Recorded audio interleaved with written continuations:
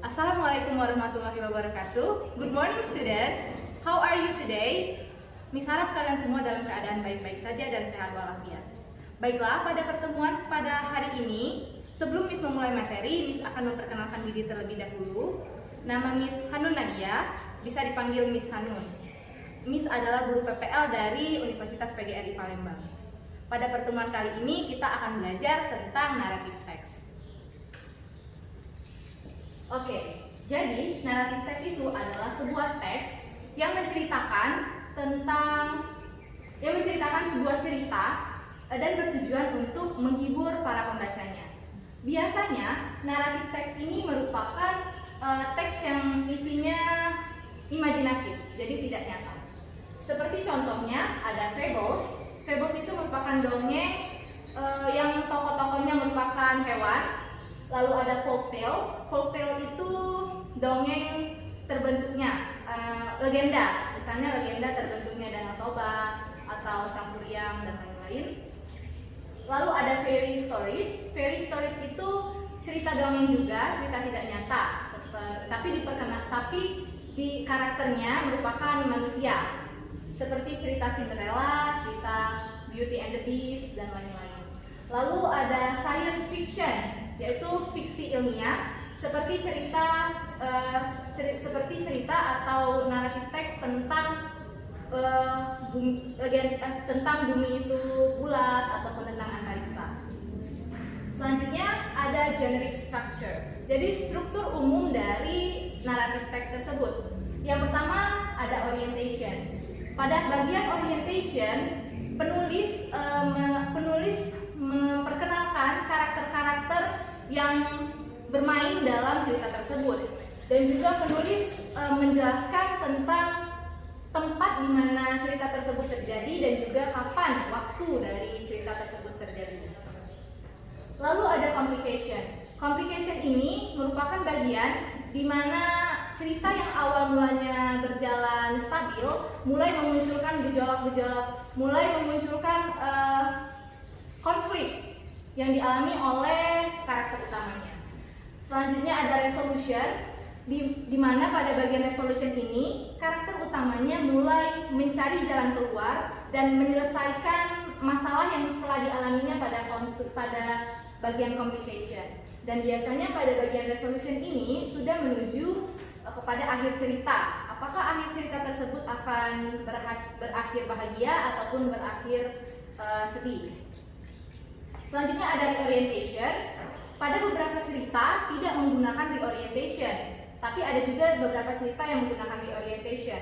Kenapa? Karena pada bagian reorientation ini penulis biasanya menuliskan pesan-pesan moral secara tersirat, ataupun juga penulis biasanya mempertegas lagi akhir dari cerita tersebut.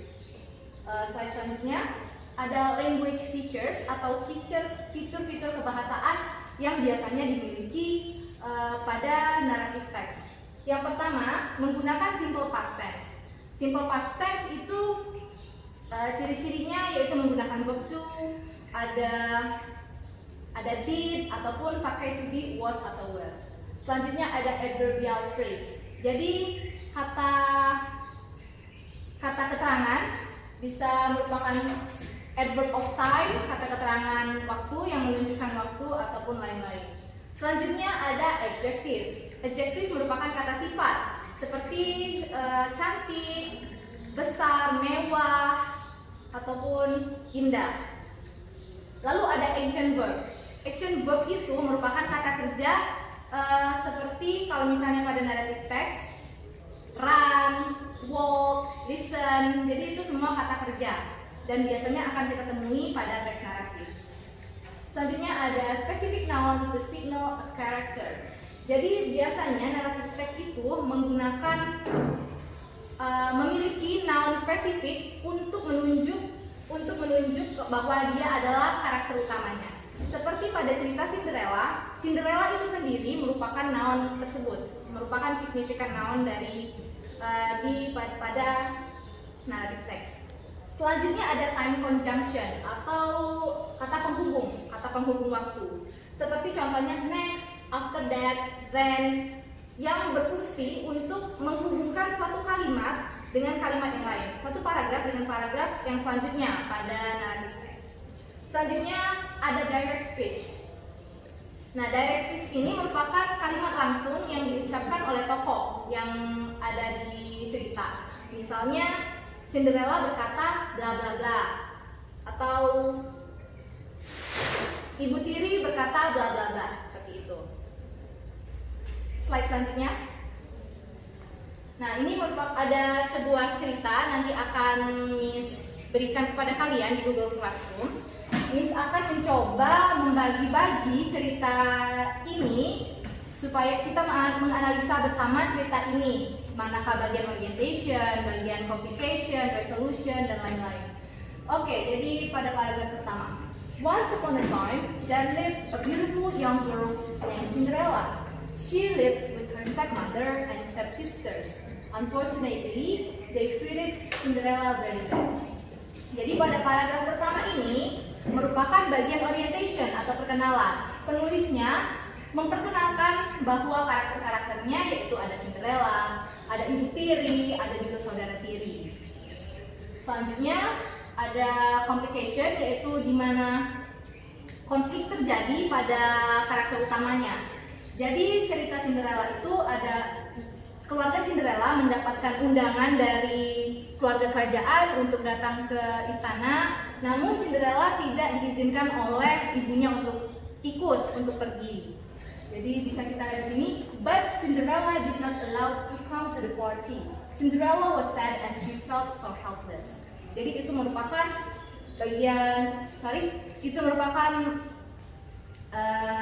complication dari narrative tersebut.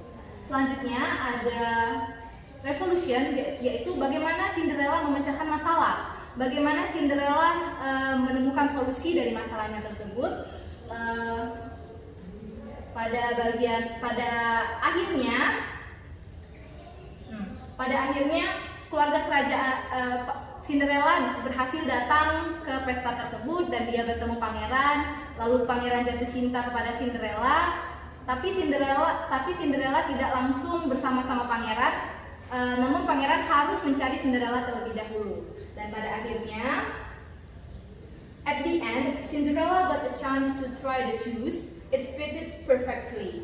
Jadi pada akhirnya, karena Cinderella meninggalkan sepatu kaca dan pangeran bisa mencari Cinderella melalui dengan mencari sepatu kaca yang tertinggal, dan akhirnya Cinderella dan pangeran bisa bertemu dan bisa bersama. Jadi ini adalah bagian dari resolution atau penyelesaian masalah, penyelesaian konflik yang terjadi pada diri Cinderella yang sudah berujung, yang sudah memberikan sinyal bagaimana akhir cerita tersebut, apakah happy ending ataupun sad ending. Lalu ini merupakan bagian reorientation. Jadi penulis mempertegas akhir cerita dari cerita Cinderella ini dengan kalimat tersebut, dengan kalimat ini. Then they were married and lived happily ever after. Jadi Cinderella dan pangerannya akhirnya menikah dan mereka hidup bahagia selamanya. Oke, mungkin sampai situ saja materi tentang naratif teks yang bisa Ibu sampaikan. Untuk selanjutnya Miss akan memberikan tugas di Google Classroom. Miss harap kalian bisa mengerti dan tahu cara dari membuat naratif teks. Baiklah, sekian dulu. Wabillahi taufiq wal hidayah. Wassalamualaikum warahmatullahi wabarakatuh.